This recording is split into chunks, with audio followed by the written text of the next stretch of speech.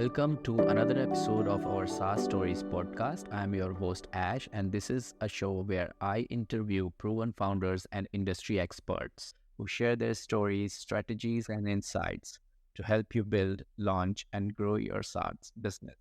In this episode, I talk to Mary, the founder and CEO of Academic Fish.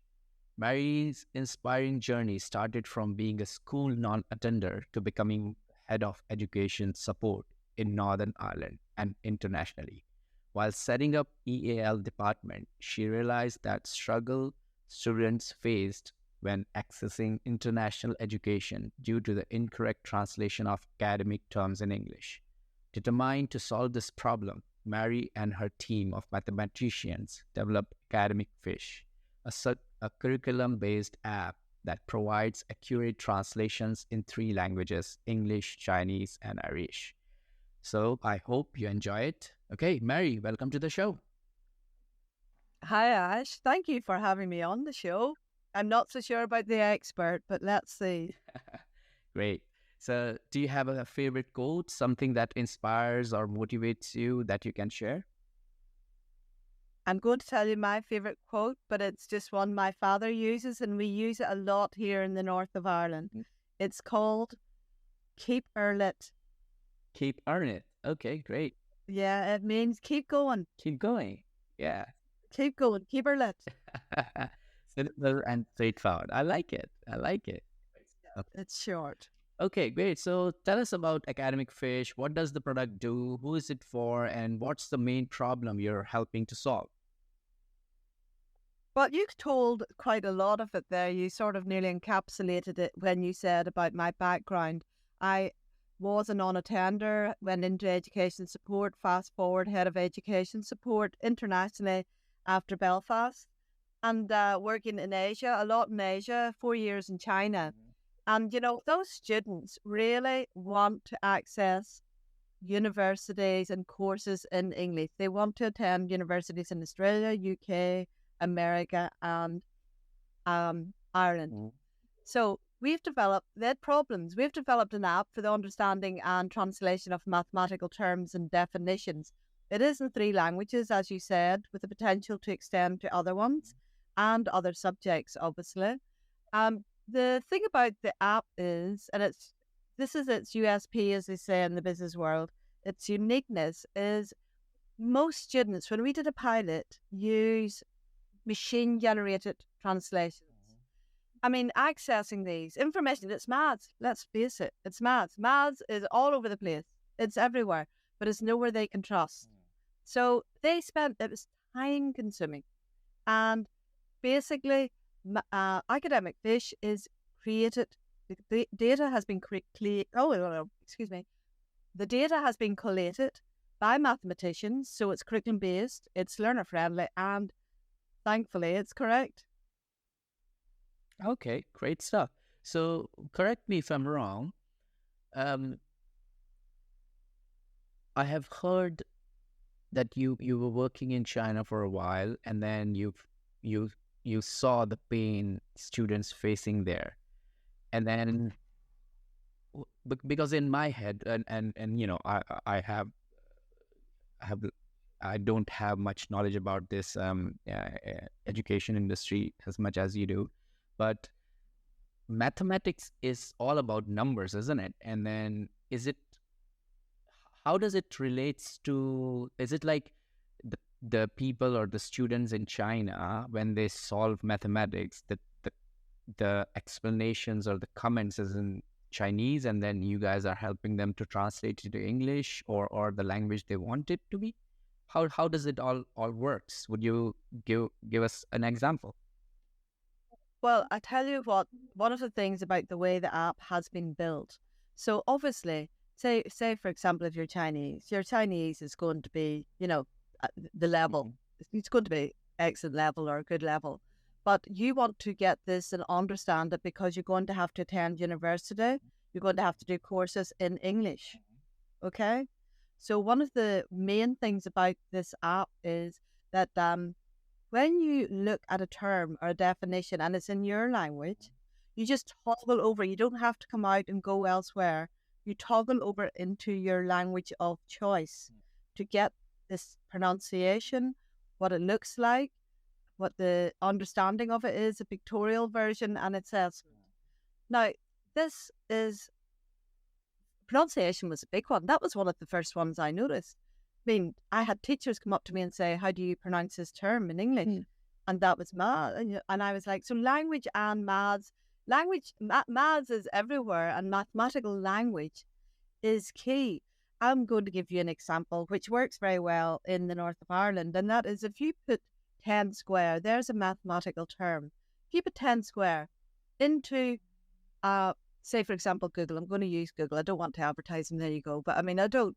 But if you put it in to Google, you come up with a hotel in Belfast. Now, this is one of the major issues. What we're doing, we help them. It's mathematically focused. Yes, it's their terms. It's over 1,300 terms that each curriculum uses. And they know when they go into it, they are going to get professional support by mathematicians. Yes? Right. And essentially the numbers when they are getting translated to their preferred language, the numbers are going to be same, right? Because no, obviously Chinese, it's a different science. It's the same. If I said the number 1, 2, 3 up to 10, it would be written in Chinese in Mandarin, simplified Chinese. Yeah. So the whole thing correlates.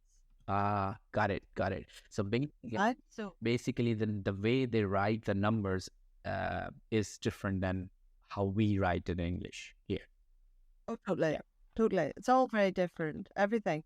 I mean, it's a big learning curve, but I love the Chinese mathematical system. Learning to count in Chinese and speak the language that way. I mean, it's so much easier than other languages. Really? So, because it's very concise, yeah. Now, don't be asking me for any test points here. But I mean, like, when I was there working, I was like, well, that actually makes sense, the whole way you say it. It's just so precisely laid out, but it's in a different language. So that is why they need the pronunciations. And we also give pinyin for the terms as well, which is the pronunciation as well. That helps them with the pronunciation. Perfect. So when you had this epiphany, did you look in the market where there were other products? What was going on at that time, and what did you see from your research that encouraged you to move ahead with this idea? Right. Well, what encouraged me was number one, how the students themselves were frustrated with the whole process, and because they would check something out and then come up to me. But to look at it market research wise, we looked at what was out there, and what is out there. There's a lot. There's a wealth of mathematical support. I mean, you can get lots. You can download lots of apps for maths. But you can't download something that will translate for your understanding. And that is, as I say, the USP, the big difference. So we did lots of research. We did the POC, and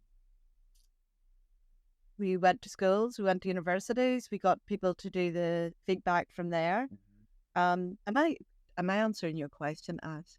Yes. Yeah. A part of my question was around the motivation as well as the market research you did before going forward with the idea. Well, one of the other things was it was during COVID, and I happened to be home from China, and I sent an email, just a random email, to see, am I right here about this? So I sent it off to two local universities. And one got back within the hour and said, yes, they wanted it. They wanted it to help the students. So this was to help their students already in university. And our app is aimed at those in upper primary right through to university level. Oh, okay. So it's not just for the university, it's also for upper primary then. Yes. So it's actually quite concisely going through the curriculum from that level. Yes. Oh, that's really good.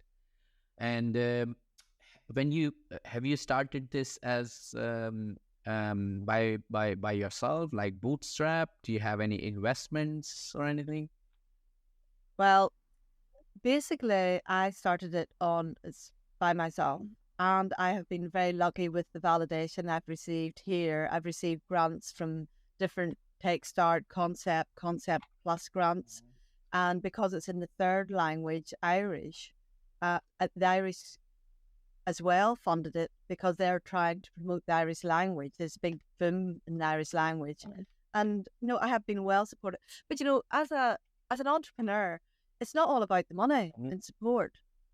Right, today I had 3 hour meeting with 2 different support systems in one building in the Catalyst in Belfast, and two investors gave their advice to me as to how I'm going about what I'm doing, the positives, the negatives, and maybe, I had something else. So basically what I'm saying is there's so much support. If you ask questions, you have a question and you take the time to ask, and you ask, you don't ramble, you know what you're going to ask, you have a specific ask, there's always somebody that is willing to support you. Now, we've had the financial support. I had that support. That was just this morning. But there's so many other avenues of support out there. And I find that is beneficial for me as money because it's giving me a guidance. Yeah, indeed, and I totally agree with you. It's just I just wanted to understand that if it is all bootstrap till date, because the reason is I really really like the entrepreneurs who start a business without investment and grow it, because I myself think that that's at least 3 to 4 times more difficult compared to the startups who already have investments, because you need to do a lot of work and put a lot of effort to get the traction, and b, you need to resolve or you need to hit the pain point of your end user in a way that it generates a lot of word of mouth traffic for you. So that is why I was actually trying to ask you that question. Oh, no, it's actually a good question. So I will tell you, I'm living in a camper van funding this, Wow. but it's a really positive experience. I've been living in it for over a year, this one, and I travel between Spain and Ireland at the minute. And that's why I'm in Belfast, because it's a bit hot in Spain. But I mean, I travel around, I work online. So I suppose I'm what the posh word would be digital nomad. As long as I've got my solar, and my Wi-Fi connection, I can work anywhere. Indeed. And that's the beauty of being a entrepreneur in 21st century. Amazing. Perfect. So, when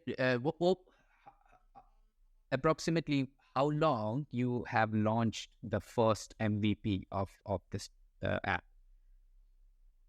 Well, I will call it the .com and .cn because our initial target was the Chinese demographic target market, because that's where I was working. So I .cn for the Chinese side of it. So we launched in .com in October, November last year. And again, that was hitting the English and Irish side. And we have just in the last 2 weeks actually launched in China and have 450 downloads already. So, it's been amazing. But the build for China was totally different from the build for the .com side. GDPR issues, all those sorts of things had to be considered. And again, it's a different legislation and legals. So that has been a long journey, a year and a half getting that into place. And so 2 weeks ago, I was like, yes. There you go. Yes, 10 app stores. But I mean, it was a lot of negotiation, communication, and adapting what we were doing. Well, that's really really good, because I would like to unwrap a little bit on this one, Mary, because most of our listeners they operate in APAC, Asia Pacific, and they would like to learn from you that how was the journey? Did you have to register a different entity in China in order to do that, or do you have to what kind of legal aspects you have to cater to, or what was the challenges which you faced while doing a launch in China?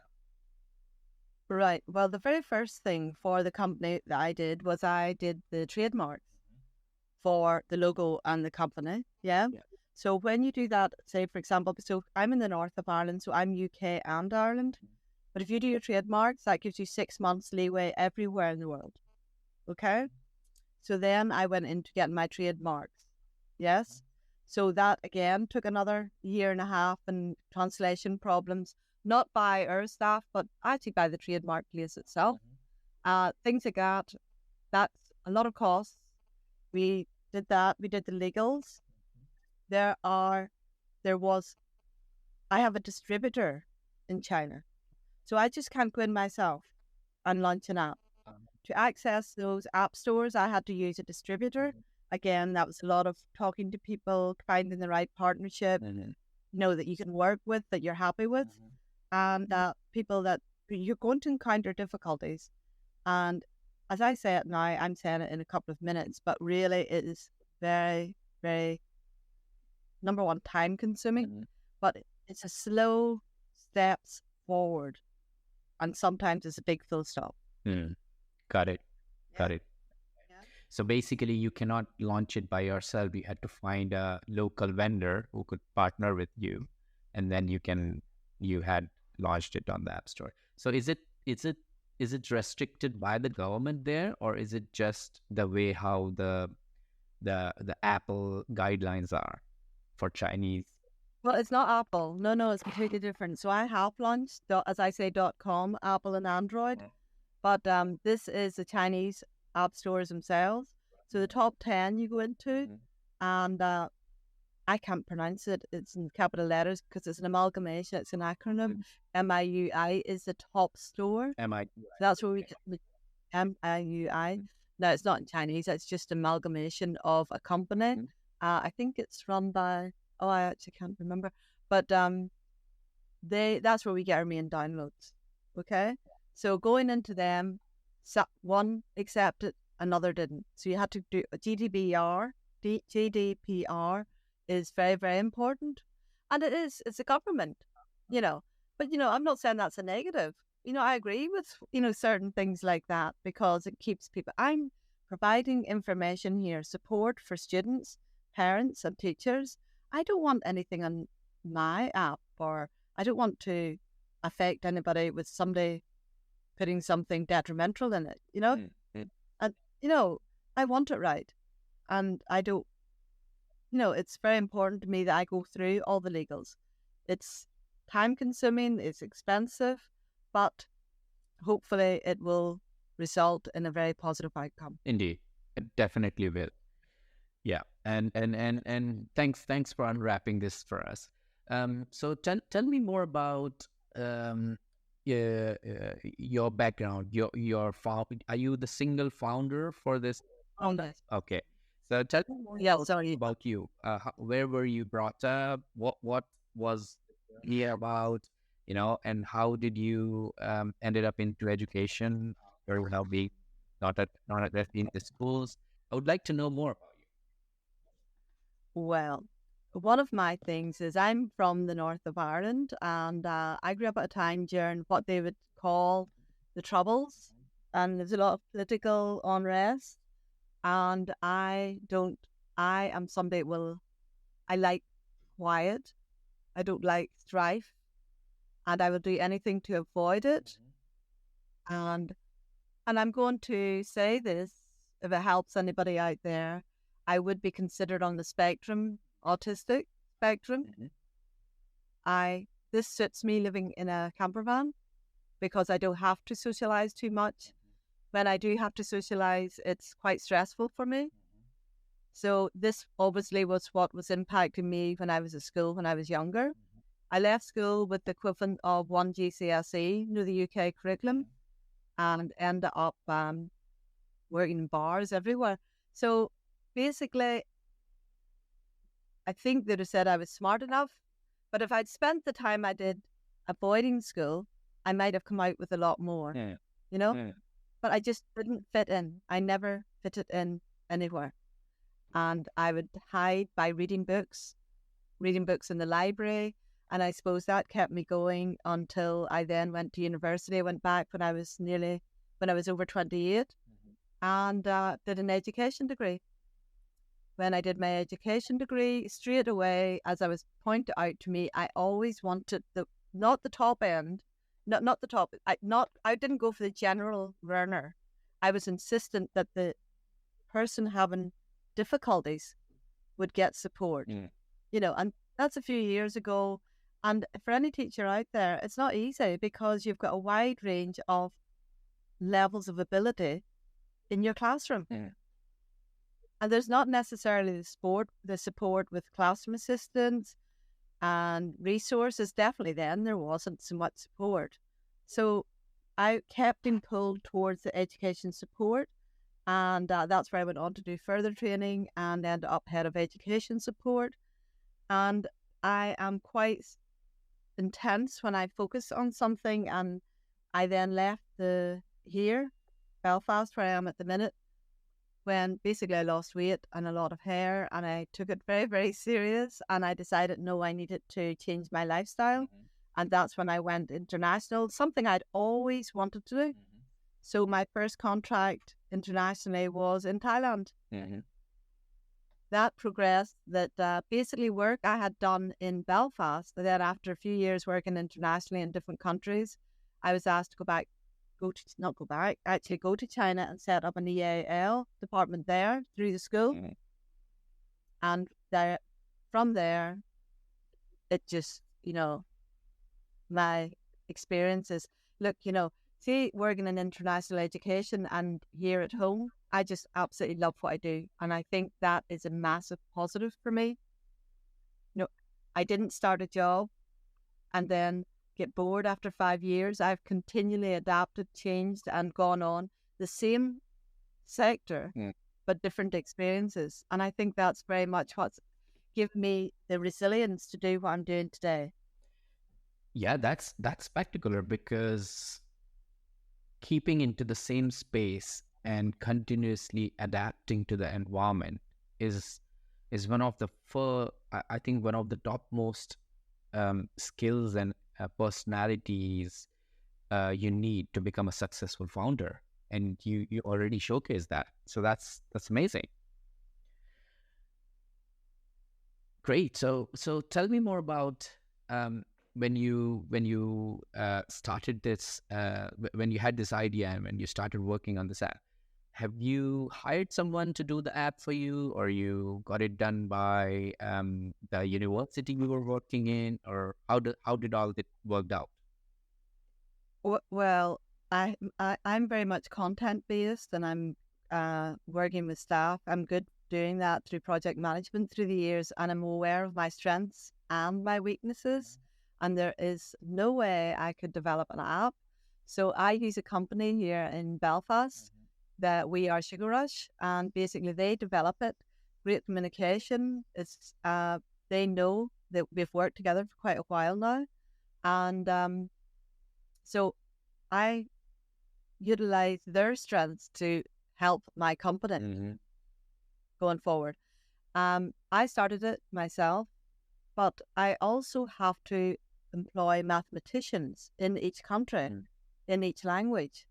So they're very much contributing to where the app goes and what its journey, because they can guide me as to what is needed with students and all that, that sort of thing. Staffing, again, I have social media, admin. So as a new entrepreneur, I may have been doing this nearly 3 years, but as effectively it's a new company, it's very important to me that I have a core team, a very good, solid core team going forward, and good relationships working with provision, advice provision, support, all the supports out there. It's a lot of intercommunication, and the app developer themselves. So I don't know why I can finish here and what I'm saying. Every person in this wheel is important. they each contribute positively. Indeed, indeed, yeah.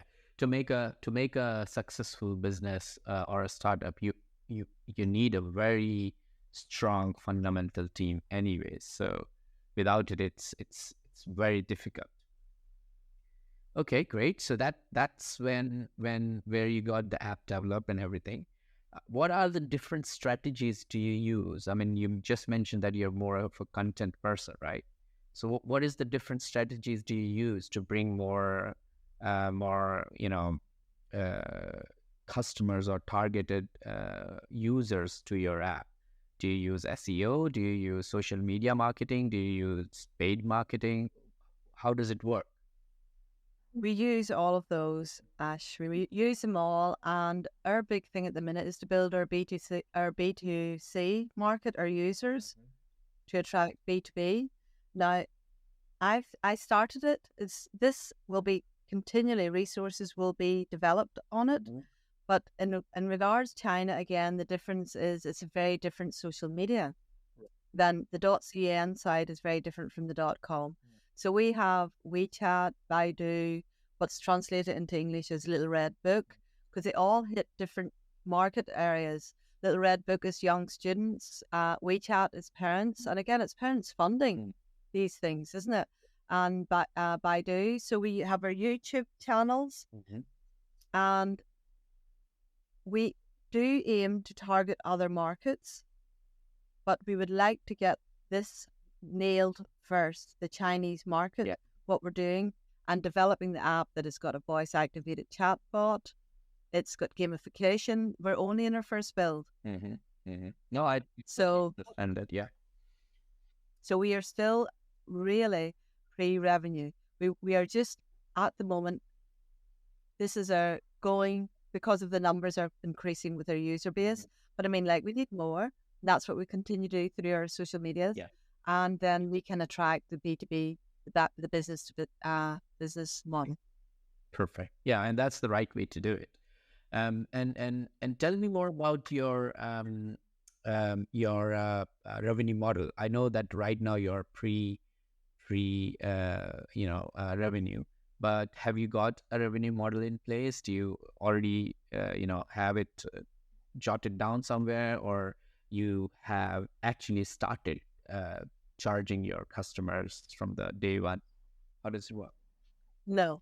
Well, because of my background in education support, this model, and it has changed, started out, I want it free, to be inclusive, that anybody can access it. But I also have to live. I have to pay bills, right? So we're looking at subscription models. We're looking at, which again, in the .com builds, you would have advertisements. But we wouldn't want that to impede on the learner experience too much.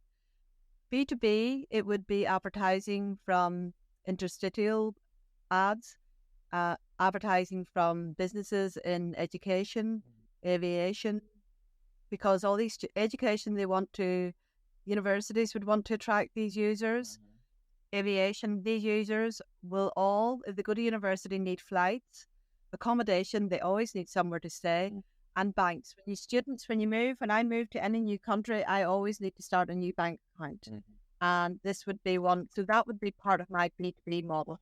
There's big flaws in it, big flaws in it. And I've been focused on the content, on the development, app development, and staffing, and the legals, and so many things. This is really what I need to nail down now. It's out there. It's not perfect model as such, and it's going to be developed more and more. But I find, again, I have weaknesses and I need support for that, and I'm very open to asking for it. Yeah, definitely. So when I looked into the website and I looked into the screenshots of the app, etc., what I realized it's really thorough. The content is really good. You have used really good color schema from a design perspective. So it's all good. What I wanted to ask about that is, have you ever tried or used an app called Duolingo. Yeah. You did. And you just mentioned a couple of minutes back that you're thinking to implement some gamification in that, right? Uh-huh. Yeah. That's a really good idea, by the way, because that actually, that is one of the viral effect you can have in your app to just, grow it. Well, gamification helps create a community as well. So we like to create the gamification at the minute it's quite static, the app. Yes, the information. Gamification, I don't want to distract too much, as I said earlier, from the learning process, but I want to create a community base. Yes. So, for example, you can get into pods and you can earn rewards and you can go up a ladder, award ladder, and it be reflected in social media boards. And that's what it's all about. So, this is just the start of the app. Indeed. I did notice about Duolingo, and I remember going, "Oh no, Duolingo! I used to use it, but it is machine generated." I mean, I live in Spain, between Spain and Ireland, and it's not correct all the time. It's very good, it can get you through things, but you're learning Spanish in North America as opposed to Spanish in Spain. That sort of difficulty. Now it's and Duolingo started out very many years ago, but they then just last year, no, 21, they launched the math app, and I went, no, well, this is not what I want. But there is a big difference between what Duolingo does and what we do. In Duolingo, it's in one language. Maths is presented in one language.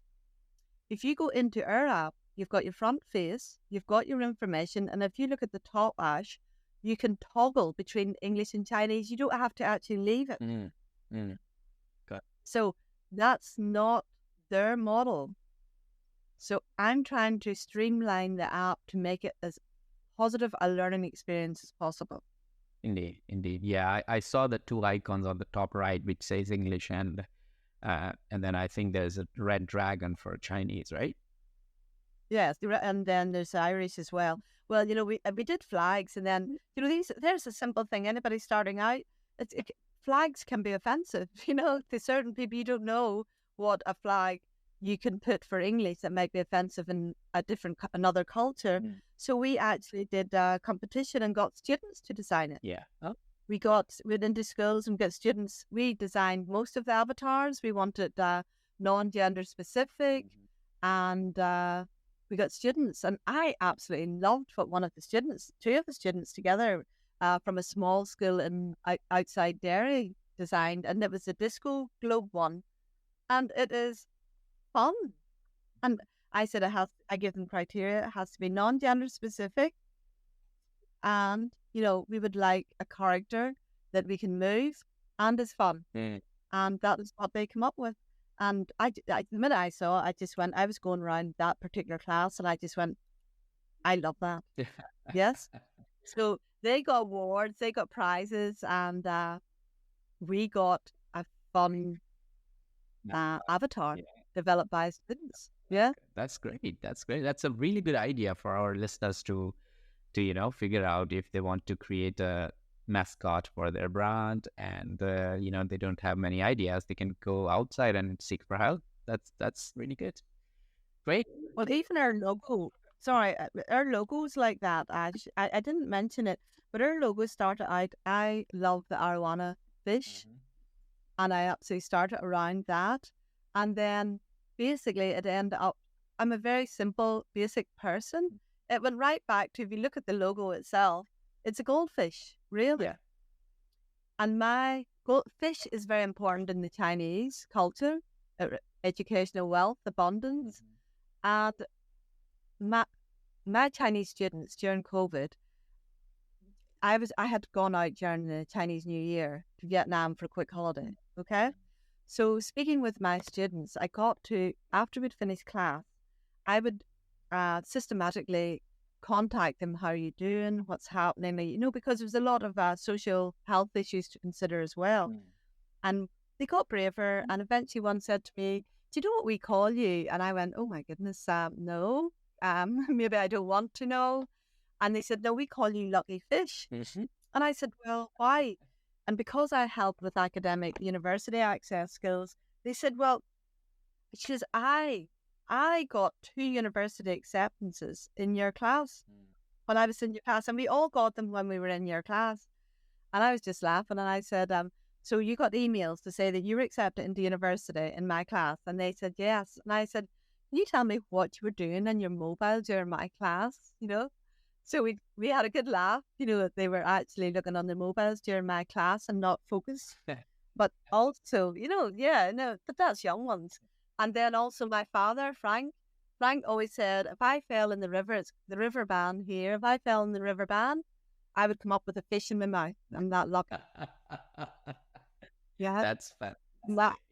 Yeah, I'm sure there's an equivalent in every culture for that sort of a person. So lucky fish, fish had to be in their logo. Perfect.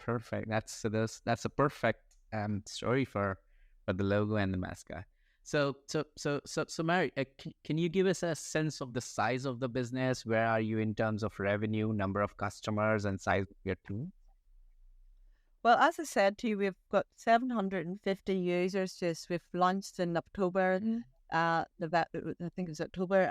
But since China now, it's been more than doubled in those couple of weeks. Again, we need to look at analytics. Revenue, we're still pre-revenue. I've said that already. We've got the 3 languages, English, Chinese, and Irish, with the potential to go to other languages. And that's something we will look at because we have to consider Hindi, and because it's the 3rd largest transnational student demographic in the UK, and Spanish for the homeschooling market. So that's American. So that's again where we come into it, where gamification comes in, because with gamification we can put them into pods, and homeschooling is very well organized. And for me, that's somewhere I would aim to go after I focus on the Chinese market. Sure. And what about the team?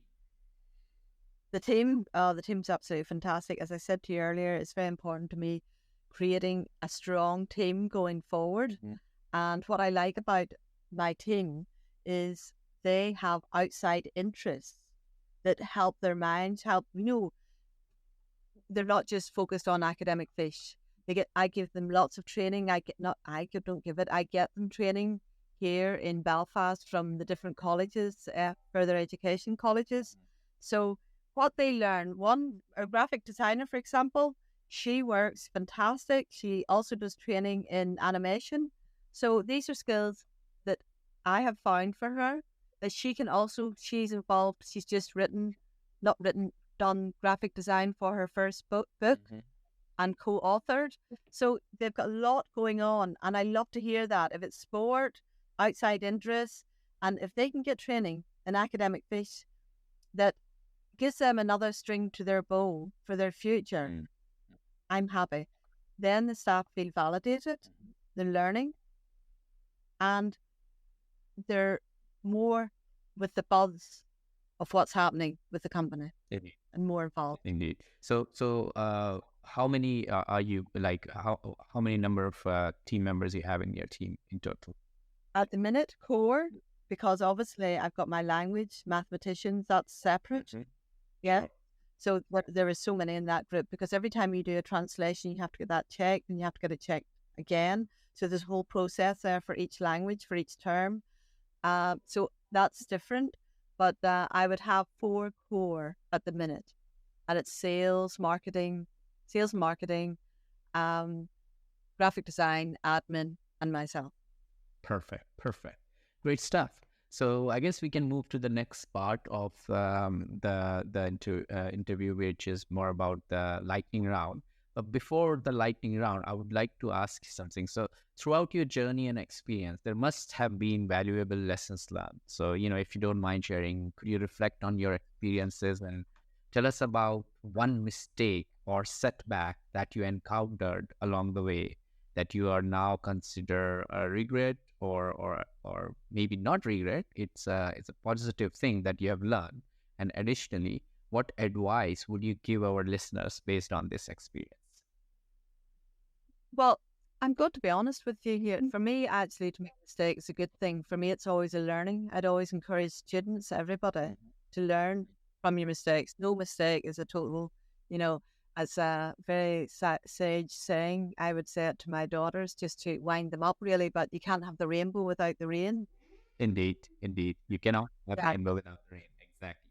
You know, I think I owe that to Dolly Parton or something like that. But uh, my strengths, as I say, I'm aware of.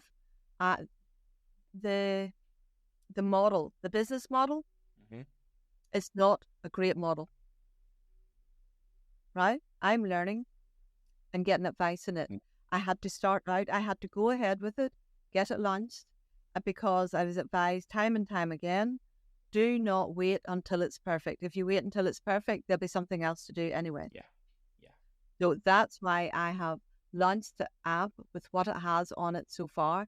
And to be honest, that's a lot. That's, as I say, 3 years collating that information. So I didn't make the mistake of waiting, but mistakes, see, I have difficulty seeing things as mistakes. As I say, it's more a learning curve. So I can't say no, there were major mistakes, but there would be major mistakes if I didn't stop to think and ask for advice and support. I'd say there would be more of them. Indeed, indeed. Great stuff. Okay, so we should wrap up, and we are gonna go into the lightning round now. So I've got 6 quick fire questions for you, and just try to answer them as quickly as you can. You ready? Well, now let's see. Yeah. Great. All right. So the first one, what's one of the best piece of business advice you have received? I'm doing this myself. So that might have been my learning thing. I would have been better supported with a co-founder. So to complement my skills. Perfect. So basically, you think you could have a co-founder so that the co-founder can fill in the gaps you have in your skill set.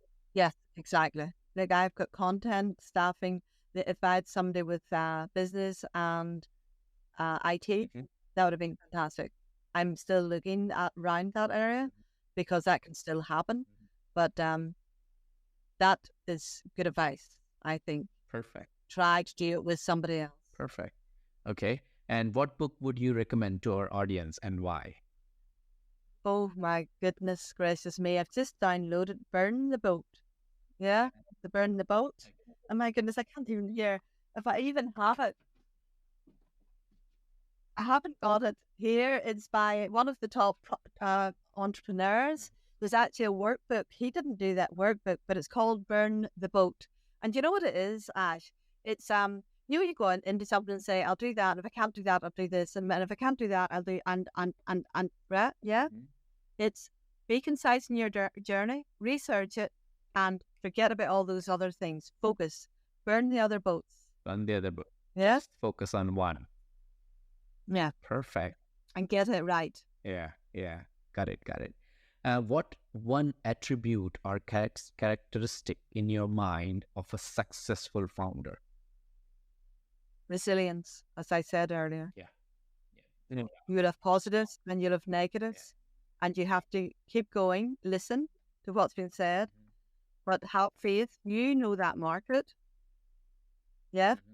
You know the market for whatever it is you're looking at.